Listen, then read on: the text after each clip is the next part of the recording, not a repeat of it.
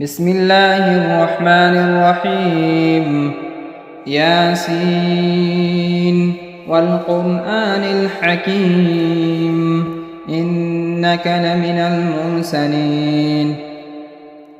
على صراط مستقيم تنزيل العزيز الرحيم لتنذر قوما ما أنذر آباؤهم فهم غافلون لقد حق القول على أكثرهم فهم لا يؤمنون إنا جعلنا في أعناقهم أغلالا فهي إلى الأذقان فهم مقمحون وجعلنا من بين أيديهم سدا ومن خلفهم سدا فأغشيناهم فهم لا يبصرون وسواء عليهم أأنذرتهم أم لم تنذرهم لا يؤمنون إنما تنذر من اتبع الذكر وخشي الرحمن بالغيب فبشره بمغفرة وأجر كريم إنا نحن نحيي الموتى ونكتب ما قدموا وآثارهم وكل شيء أحصيناه في إمام مبين واضرب لهم مثلا أصحاب القرية إذ جاءها المرسلون إذ أرسلنا إليهم اثنين فكذبوهما فعززنا بثالث فقالوا إنا إليكم مرسلون قالوا ما أنتم إلا بشر مثلنا وما أنزل الرحمن من شيء إن أنتم إلا تكذبون قالوا ربنا يعلم إنا إليكم لمرسلون وما علينا إلا البلاغ المبين قالوا إنا تطيرنا بكم لئن لم تنتهوا لنرجمنكم وليمسنكم منا عذاب أليم قالوا طائركم معكم أئن ذكرتم بل أنتم قوم مسرفون وجاء من أقصى المدينة رجل يسعى قال يا قوم اتبعوا المرسلين اتبعوا من لا يسألكم أجرا وهم مهتدون وما لي لا أعبد الذي فطرني وإليه ترجعون أأتخذ من دونه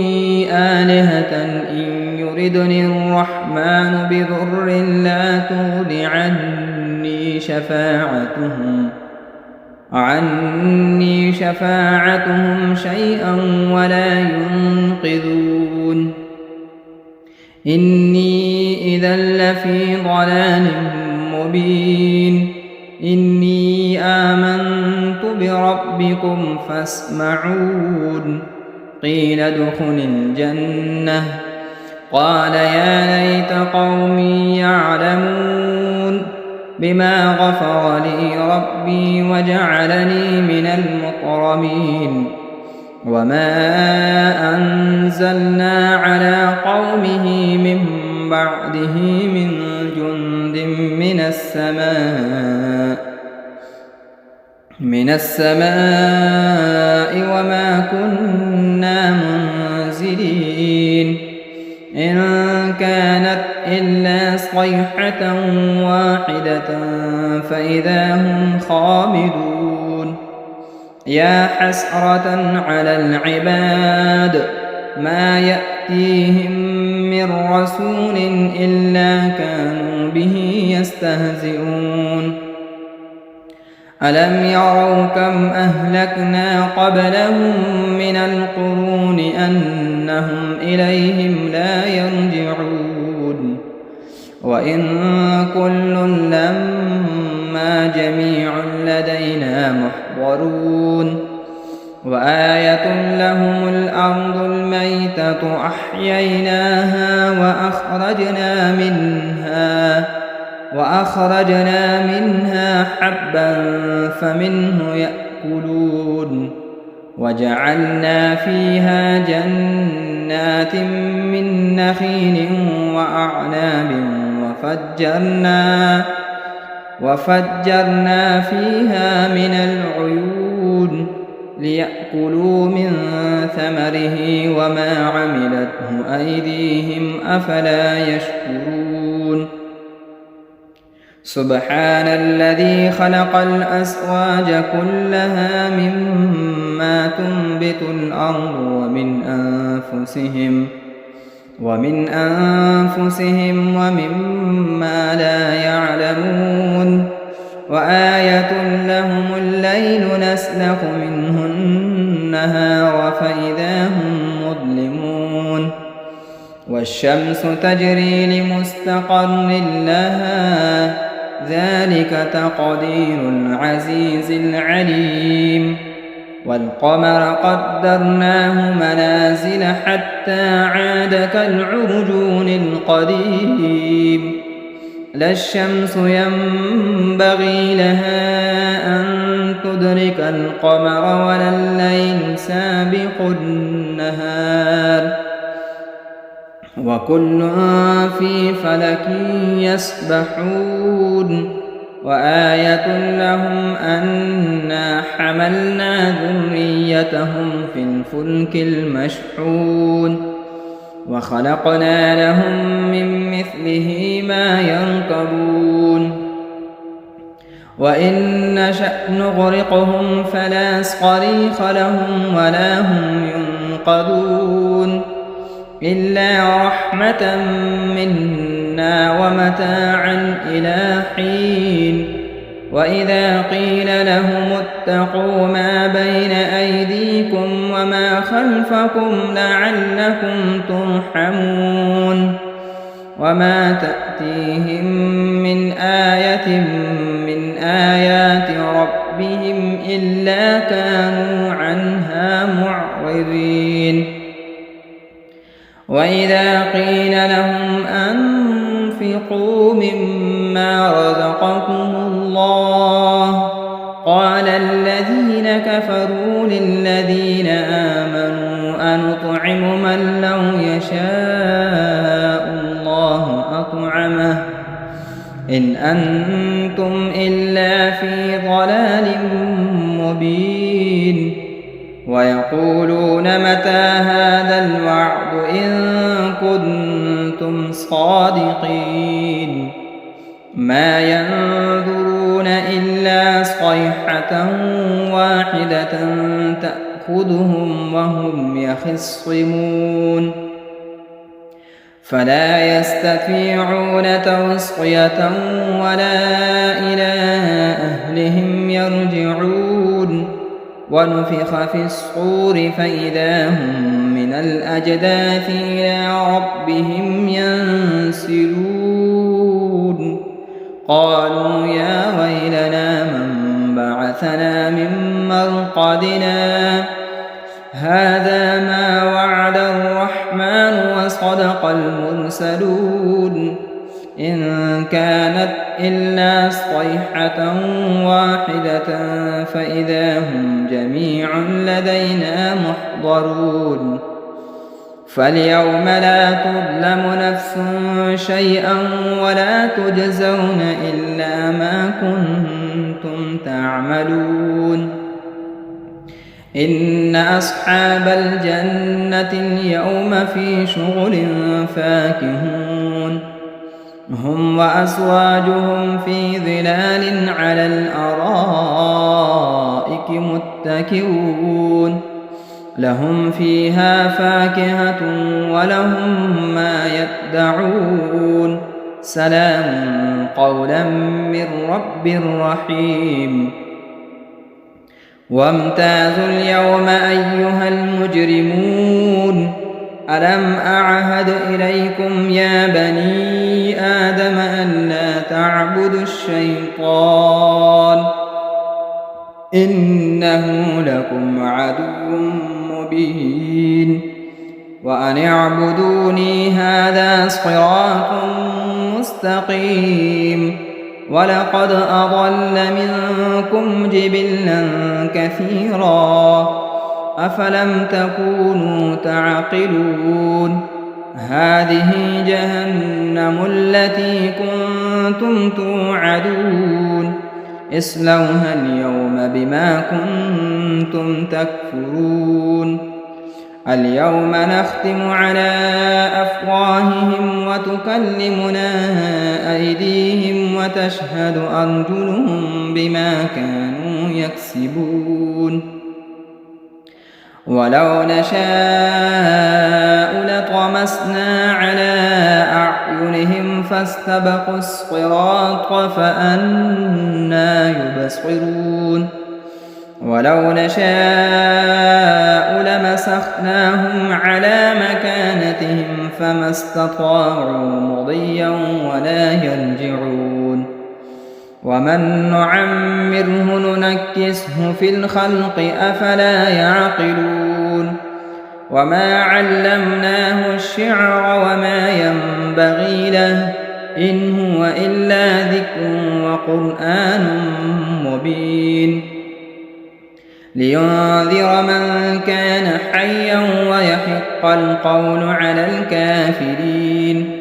أولم يروا أنا خلقنا لهم مما عملت أيدينا أنعاما فهم لها مالكون وذللناها لهم فمنها ركوبهم ومنها يأكلون ولهم فيها منافع ومشارب أفلا يشكرون واتخذوا من دون الله آلهة لعلهم ينصرون لا يستطيعون نصرهم وهم لهم جند محضرون فلا يحزنك قولهم إنا نعلم ما يسرون وما يعلنون أولم ير الإنسان أنا خلقناه من نطفة فإذا هو خصيم مبين وضرب لنا مثلا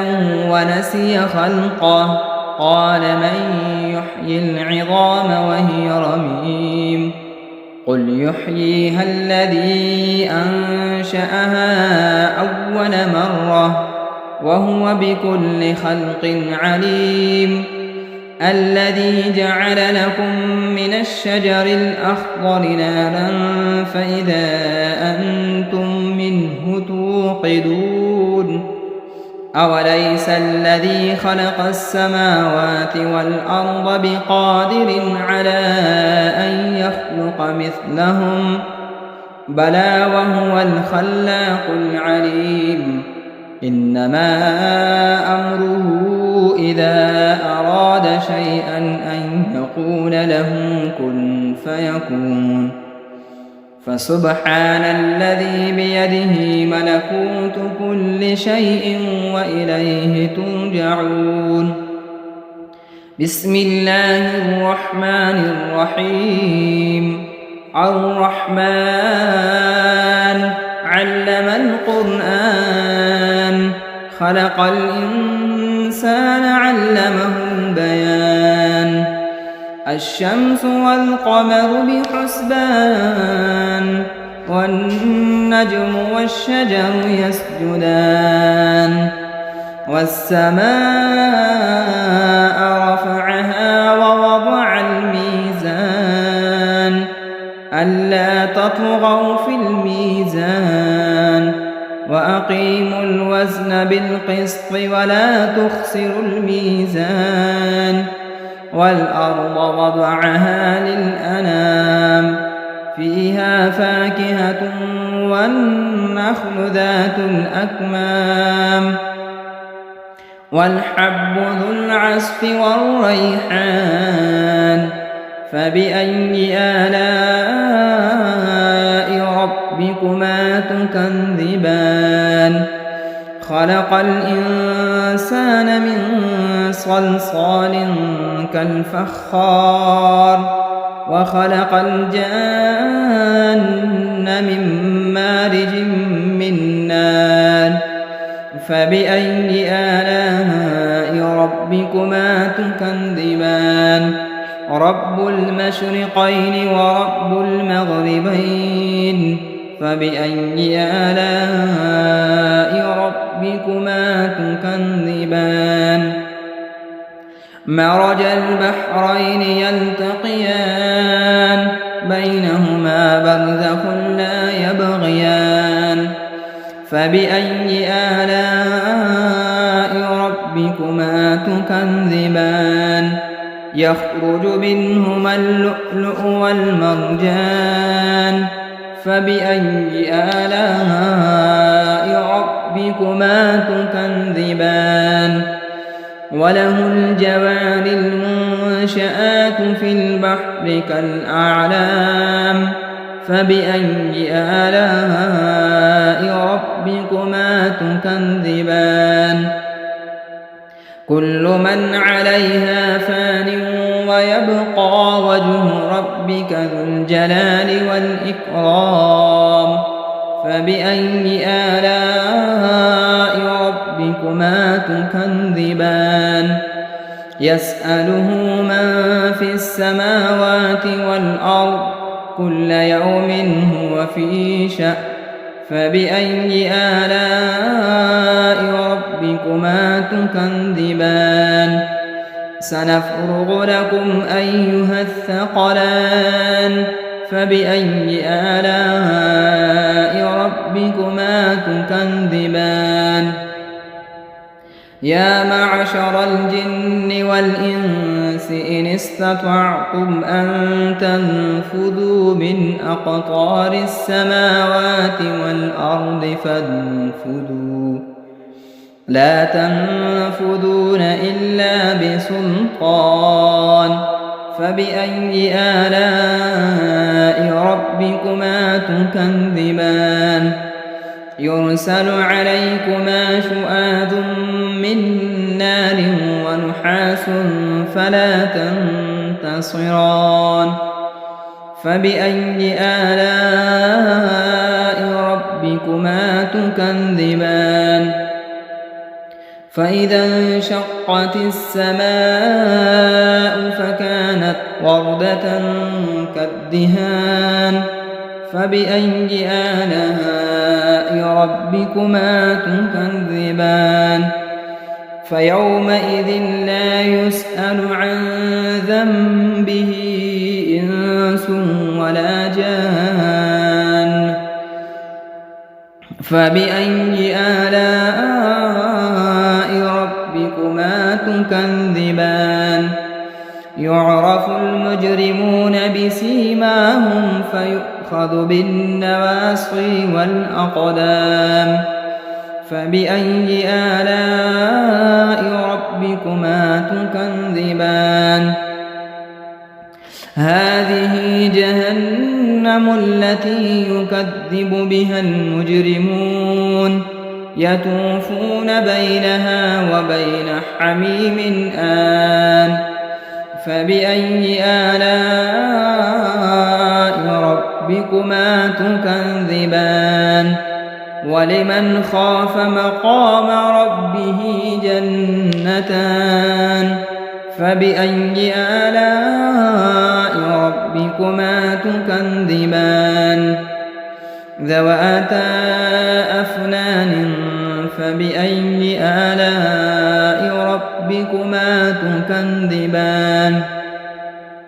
فيهما عينان تجريان فبأي آلاء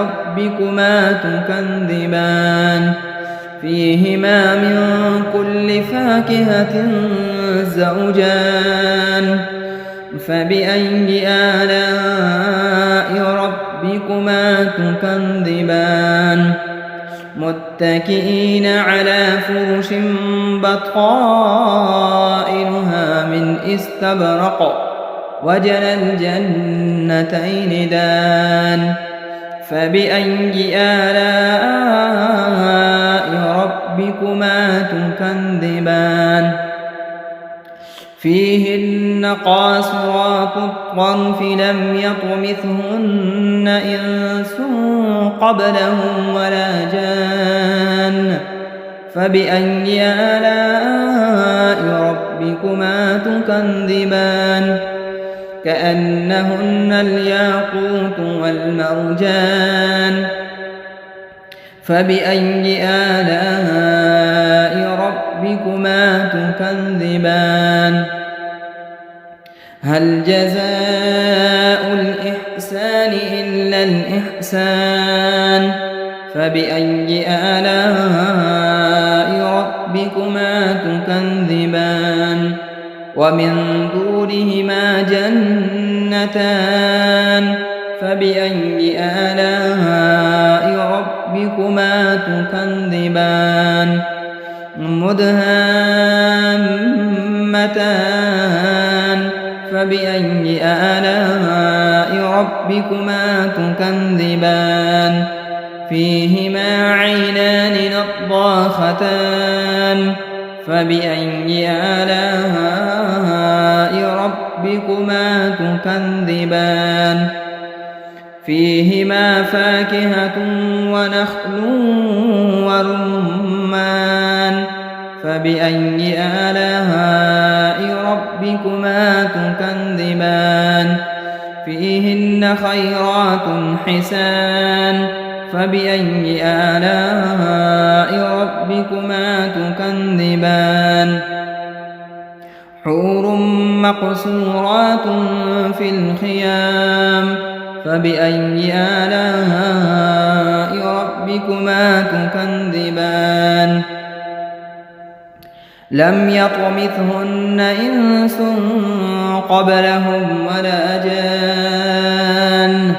فبأي آلاء ربكما تكذبان متكئين على رفرف خضر وعبقري حسان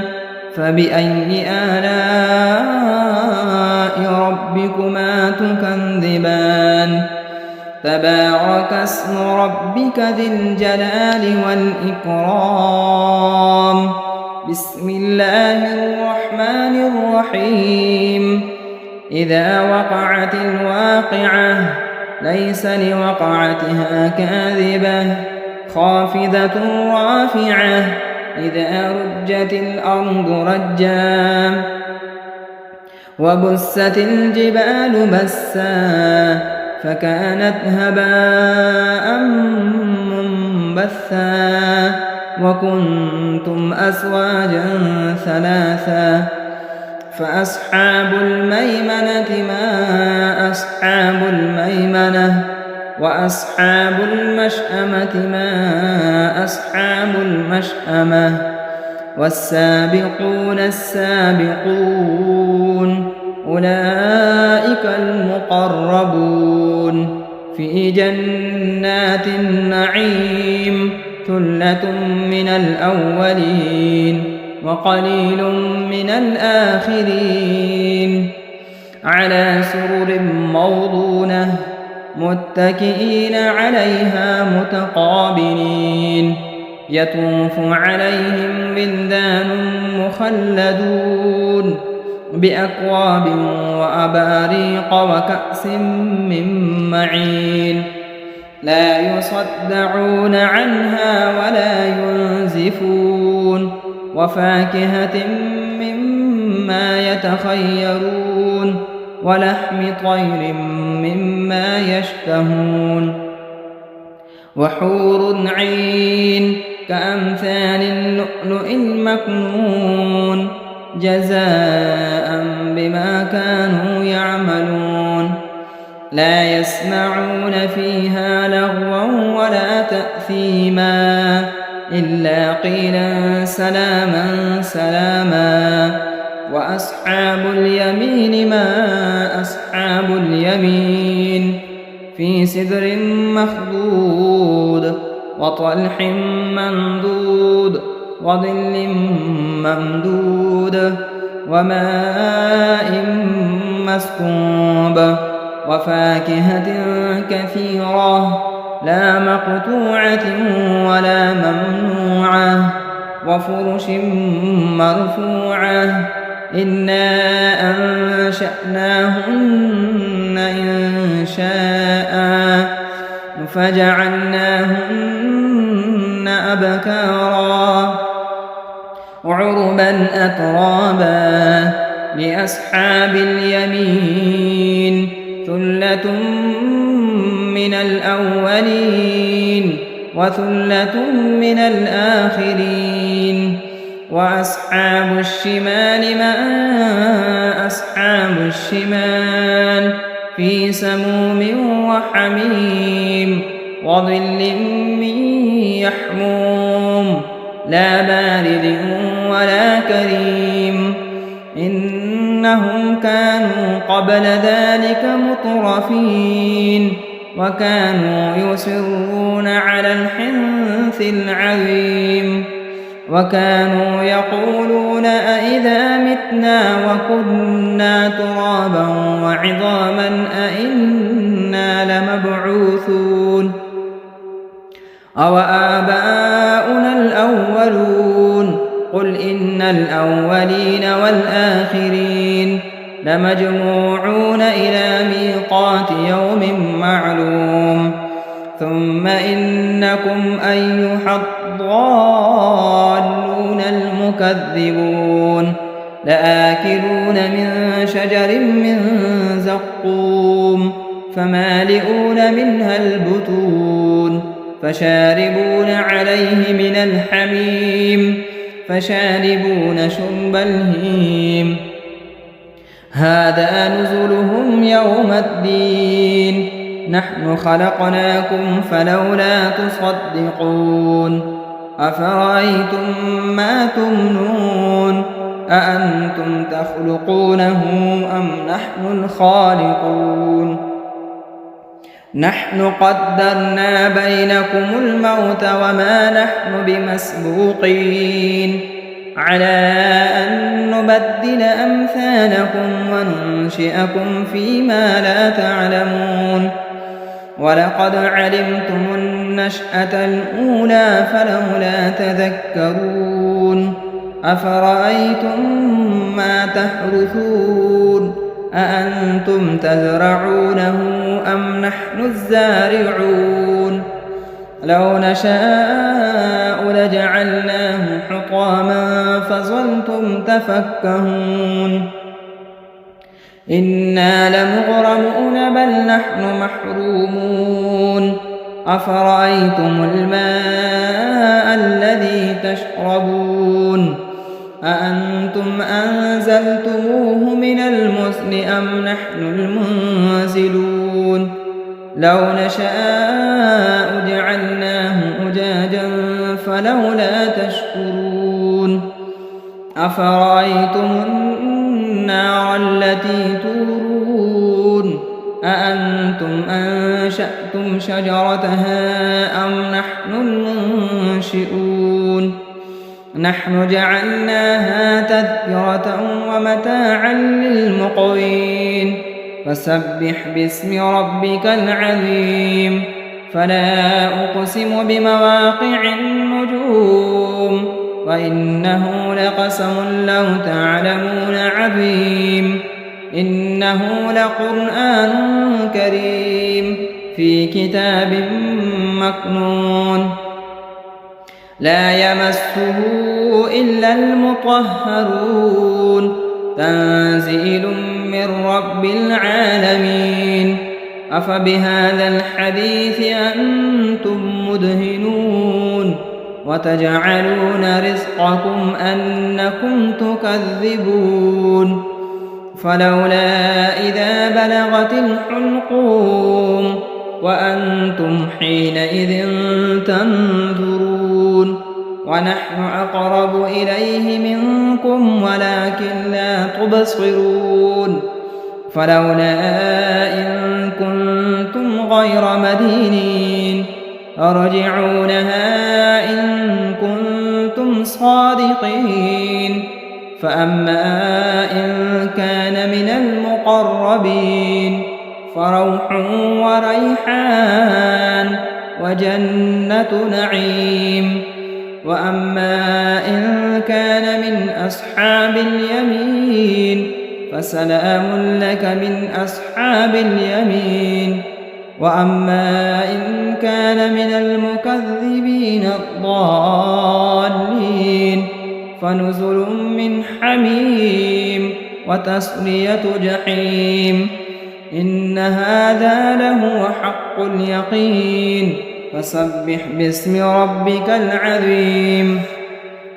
بسم الله الرحمن الرحيم تبارك الذي بيده الملك وهو على كل شيء قدير الذي خلق الموت والحياة ليبلوكم أيكم أحسن عملا وهو العزيز الغفور الذي خلق 7 سماوات طباقا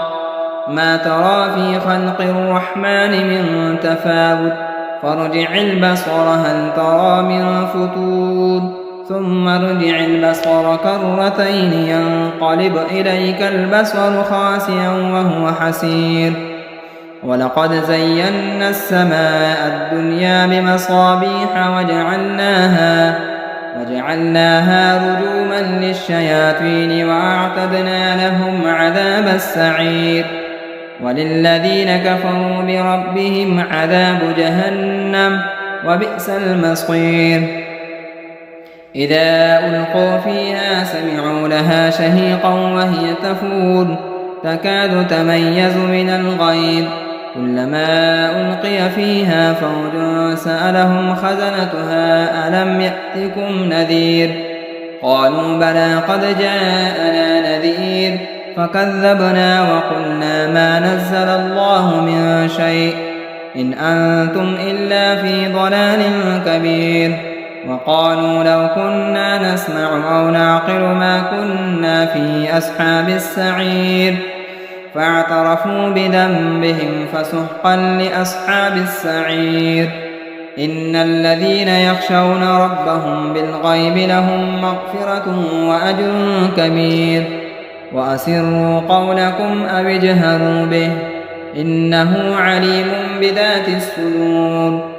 ألا يعلم من خلق وهو اللطيف الخبير هو الذي جعل لكم الأرض ذلولا فامشوا في مناكبها وكلوا من رزقه وإليه النشور أأمنتم من في السماء أن يخسف بكم الأرض فإذا هي تمور أم أمنتم من في السماء أن يرسل عليكم حاصبا فستعلمون كيف نذير ولقد كذب الذين من قبلهم فكيف كان نكير أولم يروا إلى الطير فوقهم صافات ويقبض ما يمسكهن إلا الرحمن إنه بكل شيء بصير أمن هذا الذي هو جند لكم ينصركم من دون الرحمن إن الكافرون إلا في غرور أمن هذا الذي يرزقكم إن أمسك رزقه بل لجوا في عتو ونفور أفمن يمشي مكبا على وجهه أهدى أمن يمشي سويا على صراط مستقيم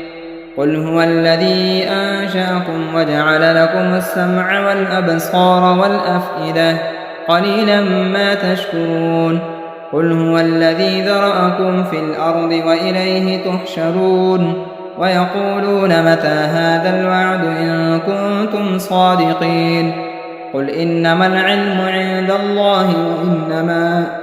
وإنما أنا نذير مبين فلما رأوه زلفة سيئت وجوه الذين كفروا وقيل هذا الذي كنتم به تدعون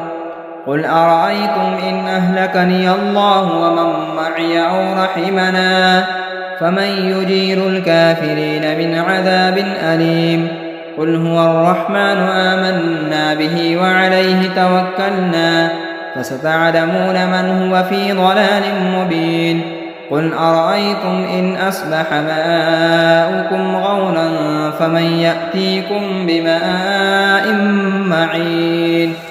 صدق الله مولانا العظيم.